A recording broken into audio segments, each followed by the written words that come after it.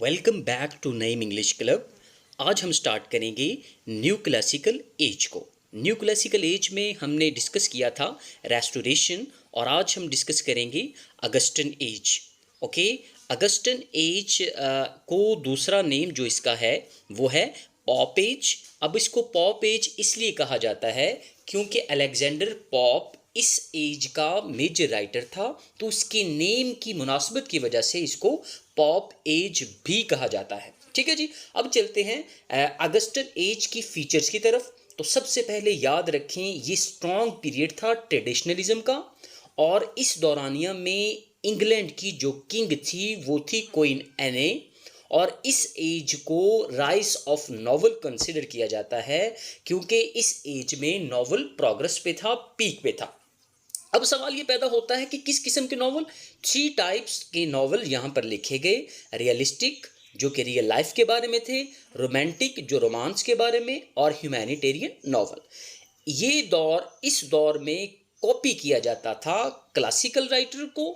और इस दौर की एक और फीचर थी कि इसमें जो प्रिंटेड मटेरियल था बहुत ही सस्ते दामों मिल जाया करता था। अच्छा, क्योंकि इसमें विलियम कैक्सटन के बाद ये पीरियड आया था और प्रिंटेड मटेरियल आम था। अब होता क्या है इस दौरानिया में, तो इसकी मेजर फीचर रही राइज ऑफ नॉवल। और इस दौर में जो व्हील्स ऑफ नॉवल कंसिडर किए जाते थे, जो 4 राइटर थे जिनको व्हील्स कंसिडर किया जाता है, उनमें सरे फहरिस्त है रिचर्डसन जिसने लिखा फीमेल प्लस रियल लाइफ के बारे में, और सेकंड पे है स्मॉलेट जिसने अपने पर्सनल एक्सपीरियंस को बयान किया। थर्ड है फील्डिंग जिसने नॉवल में ह्यूमर का इंट्रोडक्शन दिया, और फोर्थ है स्टर्न जिसको माना जाता है पायनियर ऑफ मॉडर्न इम्प्रेशनिज्म। किसको? स्टर्न को। ये 4 मेजर राइटर्स हैं, व्हील कंसिडर किए जाते हैं नॉवेल्स के। अच्छा, अब इनको नॉवेल्स की व्हील कंसिडर किया जाता है, तो सबसे पहले इस एज का जो मेजर राइटर है उसको डिस्कस करते हैं, वो है जॉनथन स्विफ्ट। इसका लाइफ स्पैन रहा 1667 से लेकर 1745 तक। ये आयरलैंड में पैदा हुआ। ये सटायरिस्ट भी था, एसेइस्ट भी था, पंफलेटीर और पोइट भी था, और साथ ही साथ ये मेंबर था किस सोसाइटी का, किस क्लब का? स्क्रिबुलस क्लब का। ठीक है जी, अब चलते हैं इसके मेजर वर्क्स की तरफ। इसके मेजर वर्क में सबसे पहले जो आता है वो है अ टेल ऑफ टग, जो कि सैटायर था किसके ऊपर? क्रिश्चियनिटी के ऊपर। सेकंड है बैटल ऑफ बुक्स, जो कि सैटायर था किस पर? ड्रेडन पर। ड्रेडन कौन था? जो रेस्टोरेशन एज का मेजर राइटर था। बैटल ऑफ बुक्स उस पे सैटायर किया था जॉनथन स्विफ्ट ने। थर्ड है द कंडक्ट ऑफ एलाइज, और इसका जो मास्टरपीस है वो है गुलिवर्स ट्रैवल, जो कि 1726 में लिखा गया। सैटायर था किसके ऊपर? फेट के ऊपर, ह्यूमैनिटी के ऊपर और सोसाइटी के ऊपर। और लास्ट वन है द लेडी ड्रेसिंग रूम, लेकिन याद रखें इसका मेजर मास्टरपीस था गुलिवर्स ट्रैवल। अब चलते हैं अलेक्जेंडर पॉप या अलेक्जेंडर द ग्रेट। इसका लाइफ स्पैन रहा 1688 से लेकर 1745 तक, और ये 1688 में पैदा हुआ। और जब ये पैदा हुआ तो थ्रू आउट हिज लाइफ ये बौना रहा, ड्वार्फ जिसको कहा जाता है। इसकी सिर्फ कद की लंबाई 4 फीट और 6 इंच थी, and he had hunch back. ठीक है जी, और ये सोसाइटी में लोगों से मिलना पसंद इसको बिल्कुल नहीं था, ये अलग रहना चाहता था। और ये कैथोलिक था, प्रोटेस्टेंट नहीं था, प्यूरिटन नहीं था, कैथोलिक था।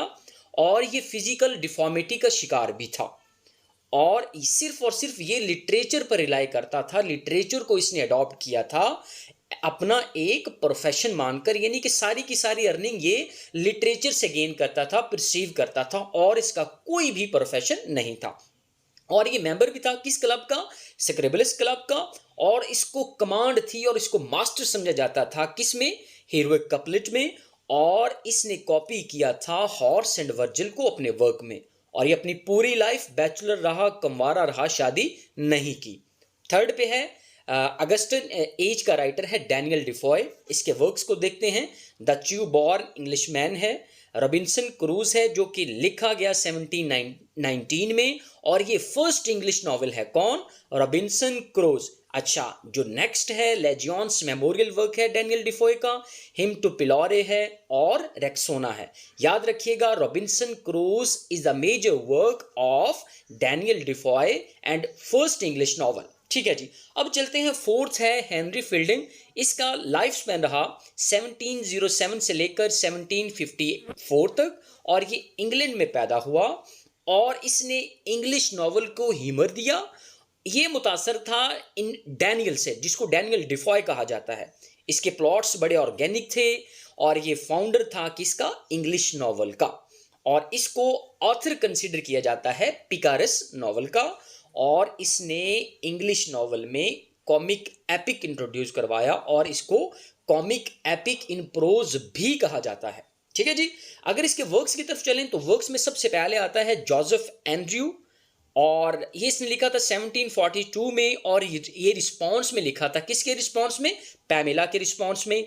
नेक्स्ट है टॉम जॉन्स, ये लिखा था 1749 में, रिस्पॉन्स ऑफ क्लारिसा। थर्ड है Jonathan Wild and squire Allworthy. दो में याद रखिएगा। नईम इंग्लिश क्लब को लाइक, शेयर और सब्सक्राइब करना मत भूलिएगा। Take care, bye bye, good night.